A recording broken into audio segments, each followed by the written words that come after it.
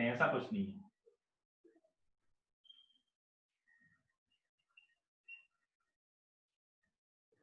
Postulates of EINSTEIN, Einstein's special, ये आते हैं बेटा, बहुत कई बार पूछे जाते हैं। State the postulate of Einstein special theory of relativity, Einstein special theory of relativity.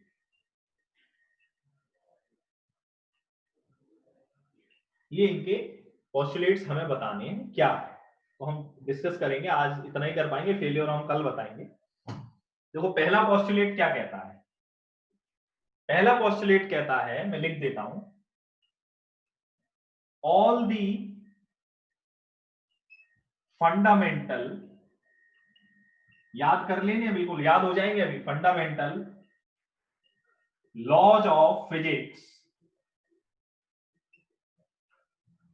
Physics are same. Same के लिए एक वर्ड यहां और साइंटिफिक वर्ड यूज होता है जिसको बोलते हैं इनवेरिएंट। इनवेरिएंट मतलब जो वेरी नहीं करता, उसको मैं यहां लिख दे रहा हूं इन, एक मिनट,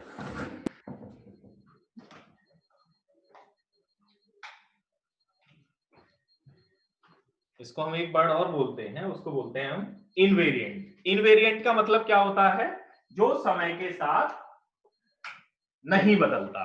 जो क्या होता है, समय के साथ invariant. All the laws of physics are same in all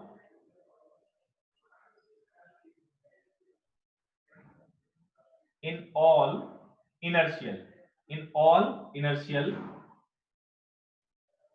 frame of reference, ये थोड़ा सा मैंने बड़ा करके लिखवाया है, which are move relative to each other। अब इसका मतलब क्या हो गया कि जितने भी फंडामेंटल लॉज हैं फिजिक्स के, वो क्या रहते हैं, सेम रहते हैं। कहां सेम रहते हैं, all the inertial frame of references, सभी इनर्शियल फ्रेम ऑफ रेफरेंसेस में जो मूव करते हैं एक दूसरे से रिलेटिव, एक दूसरे से रिलेटिवली मूव करते हैं, या और ऐड कर सकते हो, which are move relative to each other with uniform velocity. ये भी आप एक लाइन डाल सकते हैं, with uniform velocity, with uniform velocity. मतलब उन इनर्शियल फ्रेम ऑफ रेफरेंसेस में जो एक दूसरे के रिलेटिव यूनिफॉर्म वेलोसिटी से मूव करते हैं, उनमें फिजिक्स की जितनी भी फंडामेंटल लॉज हैं, they are same, they are invariant, they can not be changed, वो चेंज नहीं होते हैं। पहला ये पोस्टुलेट है, all the fundamental laws of physics are same in all inertial frame of references which are move relative to each other with uniform velocity. ठीक है, पहला पोस्टुलेट है, याद रखना है आपको ये। अब सेकंड पोस्टुलेट क्या है, ए भी कर सकते हैं आप, फर्स्ट और सेकंड कर सकते हैं। सेकंड पोस्टुलेट भी बहुत इंपॉर्टेंट है, the speed of light in free space. Free space समझ गए, vacuum free space is same for all inertial frame of references, for all inertial frame of references।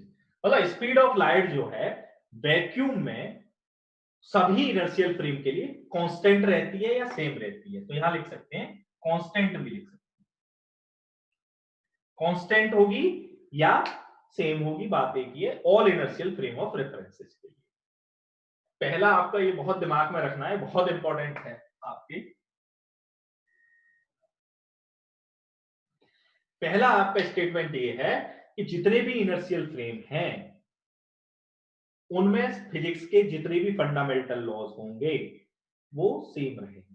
दूसरा क्या है, स्पीड ऑफ लाइट वैक्यूम में क्या होती है, सेम होती है सभी inertial frame of reference.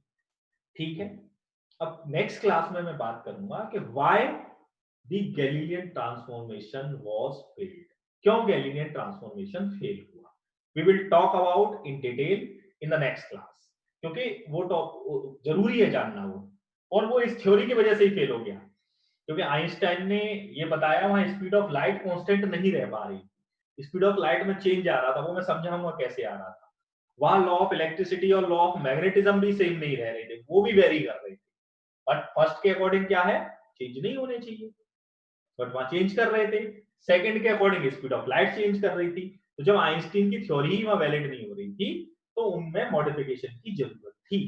These modifications were taken by Lorentz.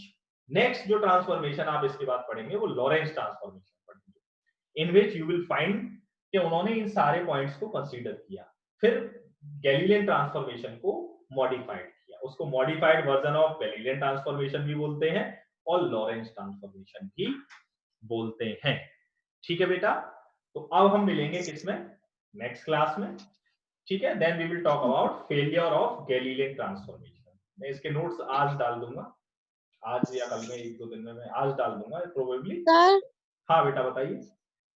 Sir inertial frame of के नीचे जो लिख रहा है ना वो दिखाई नहीं दे रहा है। कहां पर? सर नीचे जो लिख रहा है सबसे नीचे। हाँ, inertial frame of references, inertial frame of references bracket में आप लिख दीजिए स्पीड ऑफ लाइट इज, या सी होती है ना, सी से डोनेट करते हैं, सी इज कांस्टेंट, आप ब्रैकेट में लिख सकते हैं सी इज कांस्टेंट। ठीक है, ये ब्रैकेट में आप लिख दीजिए। ठीक है, ये आप नोट कर लीजिए और ये समझ लीजिए, बिल्कुल दिमाग में बिठा लीजिए।